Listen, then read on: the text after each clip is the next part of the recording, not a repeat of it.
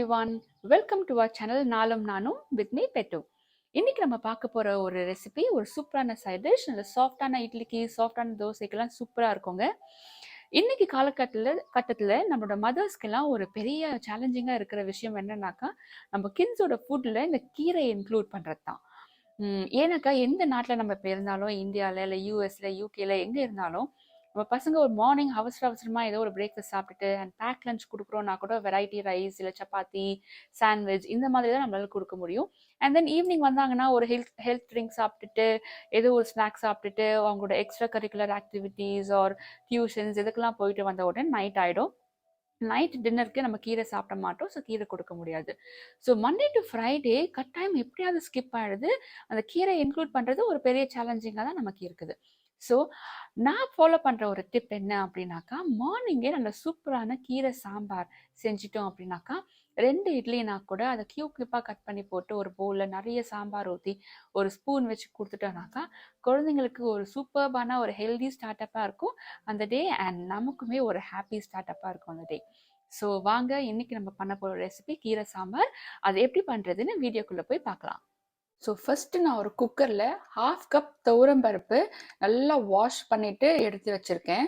So இப்போ இது கூட ஒரு 1/3 கப் ரஃப்பாக சாப் பண்ண வெங்காயம் ஆட் பண்ணிடலாம்.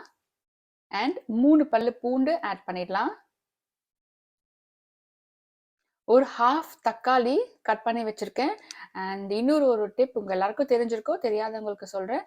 கட்டாயமாக இந்த இங்கே நடுவில் இருக்க இந்த ஸ்டெம் பார்ட்டை ரிமூவ் பண்ணிவிடுங்க. இந்த பார்ட் நம்ம தக்காளியில் யூஸ் பண்ணக்கூடாது. ஸோ 1/2 தக்காளி, ஒரு 1/4 டீஸ்பூன் மிளகு, ஒரு 1/2 டீஸ்பூன் வெந்தயம், ஒரு 1/2 டீஸ்பூன் சீரகம் அண்ட் கொஞ்சோண்டு பெருங்காயத்தூள். ஜஸ்ட் ஒரு 3 டேபிள் ஸ்பூன் புளி தண்ணி எடுத்திருக்கேன். ரொம்ப தின்னாக இருக்கும், ரொம்ப திக்காக எடுத்துக்காதீங்க. ஜஸ்ட் ஆல்ரெடி நம்ம ஒரு 1/2 தக்காளி வேற போட்டிருக்கோம். ஸோ ரொம்ப கம்மியாக புளி தண்ணி போதும்.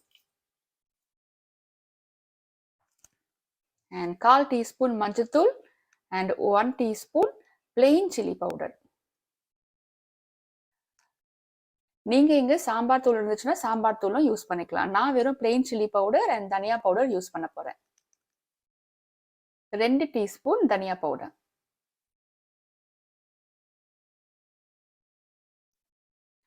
ஜஸ்ட் ஒரு டிராப் விளக்கெண்ணெய் கேஸ்டர் ஆயில். ஸோ தட் இந்த பருப்பு நல்லா சாஃப்டா வெந்துடும் அண்ட் நம்ம டைஜஷனுக்கும் ஹெல்ப் பண்ணும். இப்போ தேவையான அளவுக்கு இந்த பருப்பு வேகிற அளவுக்கு தண்ணி விட்டு நம்ம குக்கர்ல விசில் வச்சு எடுத்துடலாம். ஸோ பருப்பு நல்லா குழைவா வெந்துடணும். ஸோ நம்ம குக்கர் மூடி நல்லா பருப்பு வேக வச்சு எடுத்துடலாம். ஸோ இப்போ பார்த்தீங்கன்னா பருப்பு நல்லா வெந்துடுச்சு. நான் ஓப்பன் பண்ணி நல்லா கடைஞ்சி வச்சிருக்கேன். இப்போ கேஸ் ஆன் பண்ணியாச்சு. இப்போ இதில் 2 கைப்பிடி பசலைக்கீரை நான் நல்லா பொடியாக நறுக்கி வச்சிருக்கேன். நீங்கள் என்ன கீரைனாலும் யூஸ் பண்ணிக்கலாம். இந்த இடத்துல பசலைக்கீரை, பாலக்கீரை, சிறுகீரை எந்த கீரைனாலும் ஓகே. நான் இப்போ பசலைக்கீரை 2 கைப்பிடி எடுத்து நல்லா பொடியாக சாப் பண்ணி வச்சிருக்கேன் வாஷ் பண்ணிட்டு. இப்போ இதை ஆட் பண்ணிடலாம்.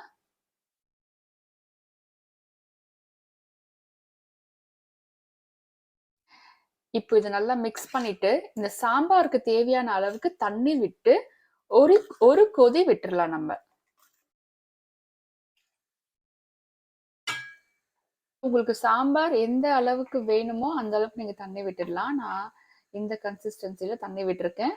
ஸோ இப்போ சாம்பாருக்கு ஏற்ற அளவுக்கு சால்ட் ஆட் பண்ணிடலாம்.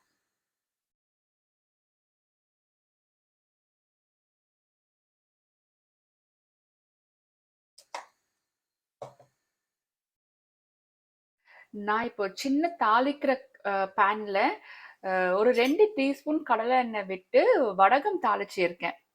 ஸோ இந்த வடகம் தாளிச்சதை இந்த கீரை சாம்பார்ல கொட்டிடலாம்.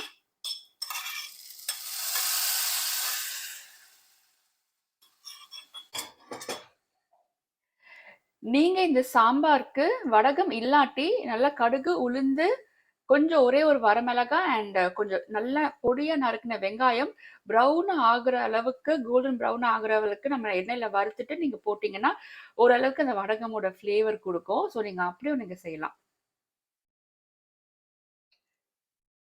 ஸோ இப்ப கீரை சாம்பார் நல்லா ஒரு கொதி வந்துடுச்சு. கீரைலாம் நல்லா வெந்துடுச்சு. நம்ம இப்ப ஆஃப் பண்ணிடலாம்.